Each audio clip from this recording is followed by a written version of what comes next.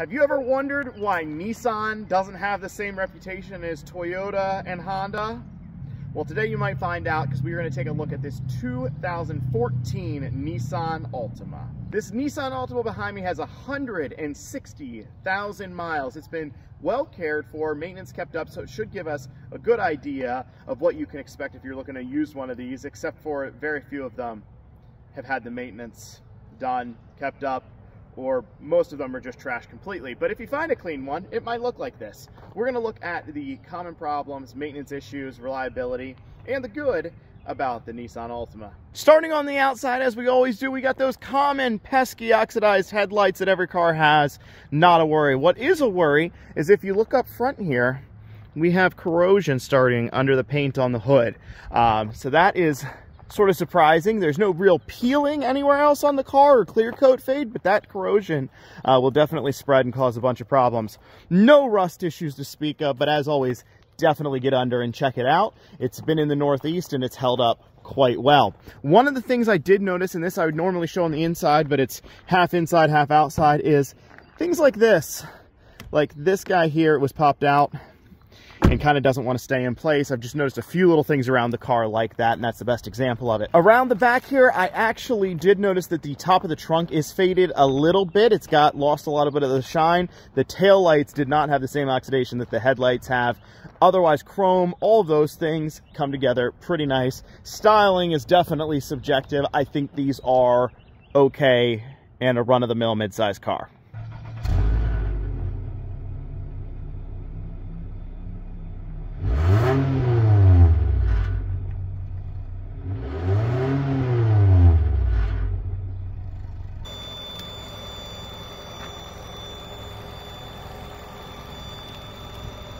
First thing underneath the hood here, I want you to look up at the top of the screen and notice the corrosion that's on the hood. It's not just up on the upper lip, so that is an actual real problem because that will just keep getting worse as me peeling more paint over time.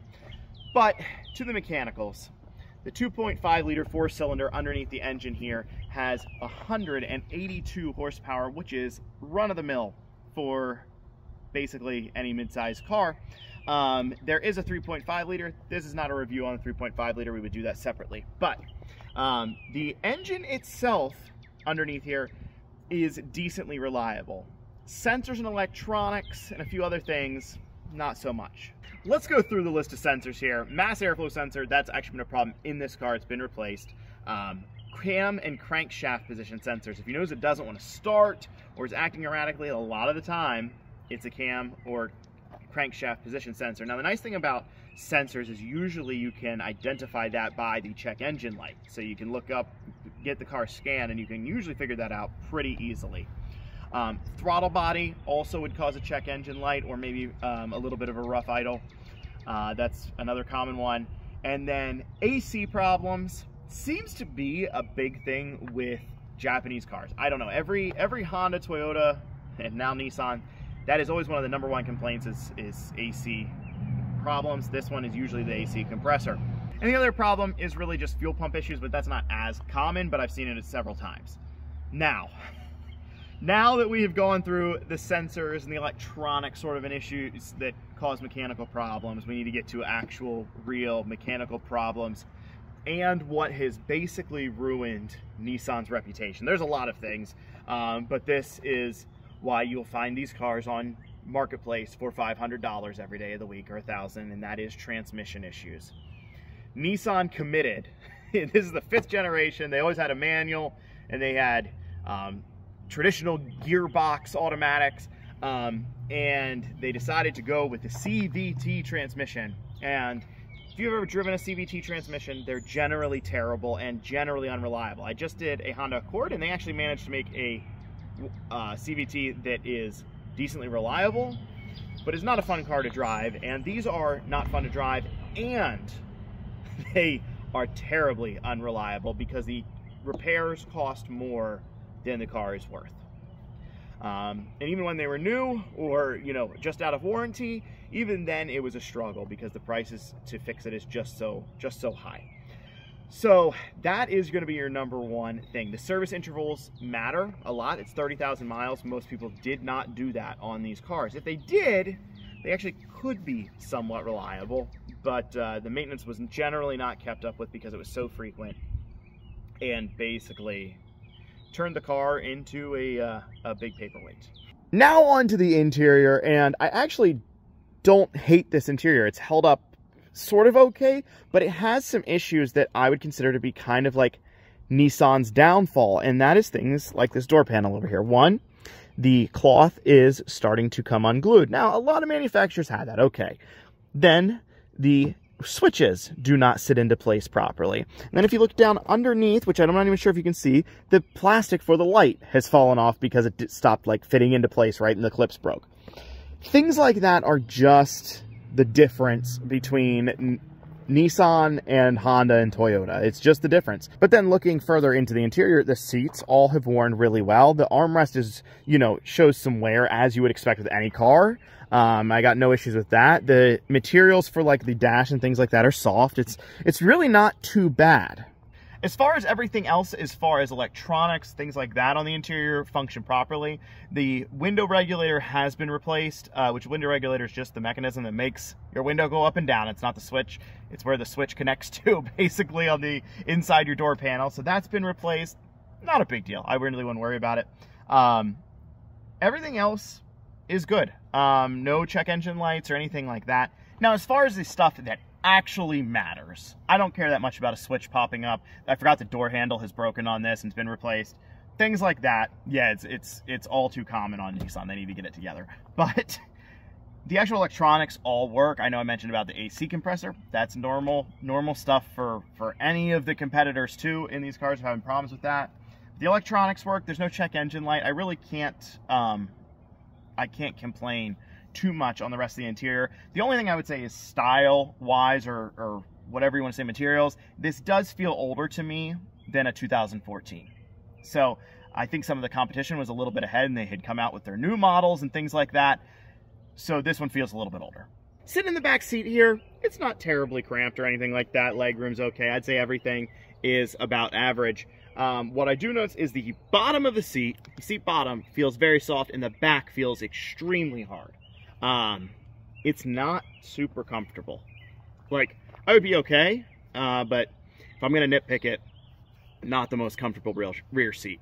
And I do notice as well that the rear door panels all have the same cloth coming unglued from the door panel. You know, it is what it is. We have now reached my favorite part of the review, and that is the driving portion. Now, that is as long as the CVT transmission holds up.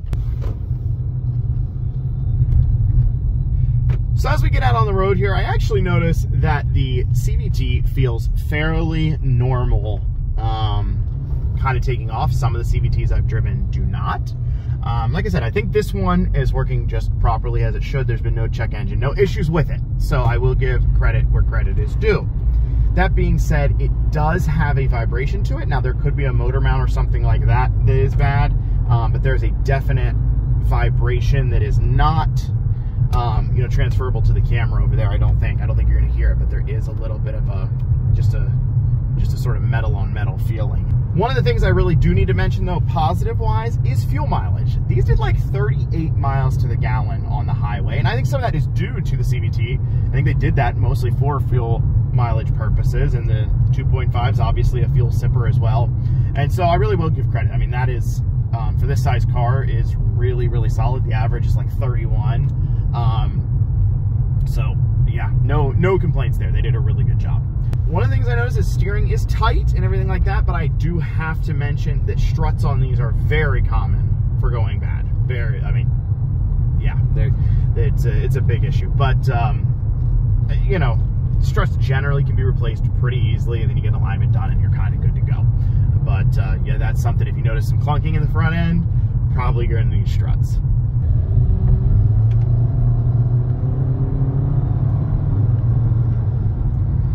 Overall, there during a little acceleration, the power actually feels pretty decent. It's very smooth, sort of, because there's obviously no gear changes or anything like that. Yeah, I'm not unimpressed. Like, the power is okay. If you do have a CVT, if you take one of these for a test drive and you notice any jerking, lunging, anything like that, it is the transmission. That's pretty much the telltale sign. So definitely stay away from any that you notice during a test drive, because some of them may just be starting to fail. It's not like it works or it doesn't work. There's a lot of signs before it eventually would probably stop completely. But luckily we're on a back road and I actually can go around some corners here. And what I noticed as far as steering is it's very, very light. There is almost zero steering feel whatsoever. And for day-to-day, I actually don't think I hate that at all. If you want an inspired driving experience, probably not. You're not going to be very happy. Overall, I would say the driving experience, I would put this car somewhere in the average range. That's the, you know what I think. I think it's very, very average, and I'm not sure that's bad. But the most noticeable thing is definitely the vibration that we're getting. It's most likely due to the CVT. It's kind of just how they feel even when nothing's wrong with them. Back from the test drive, and now it is that time to decide if this is a buy or if it's a bust. And if you know anything about these cars and the history of them, you may already know the answer. These cars do have some positives. The engine is overall solid. They get great fuel mileage. The overall driving is okay, other than that transmission, which is, you already know. The interiors are okay, things like that. Like, they're not a terrible, terrible car at face value, but I can let all the other problems that we talked about go, but the transmission is basically unforgivable. And I can't recommend someone buy one because you're not gonna know the service on it. Even if it was perfect, it's still no guarantee. The problems are just that prevalent that the only recommendation today that I can make for you is that it's a bust. These you'll see on Facebook for like $4,000, or if they need a transmission, for pennies on the dollar. And you should just steer clear of them. There are so many better options out there, even in that price range. Even if you got to go older to get a Toyota or Honda or a lot of other options. There's just a lot of options out there. So I can't list them all that I consider to be better than the Nissan Altima, even though this one has held up decently well for an Altima. So if you guys have an Altima, let me know the problems you've had down below. Let me know if you agree, disagree. If you disagree, that's all right. But I just want to hear your thoughts. Thank you so much for watching.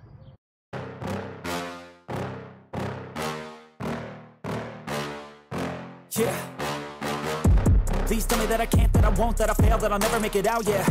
Please tell me all the bad, never good, fill my head full of every single doubt, yeah. Please say any negative thoughts, I pop off when I hear people say I cannot. I get off to the thought of proving everyone wrong, I won't stop to the top, so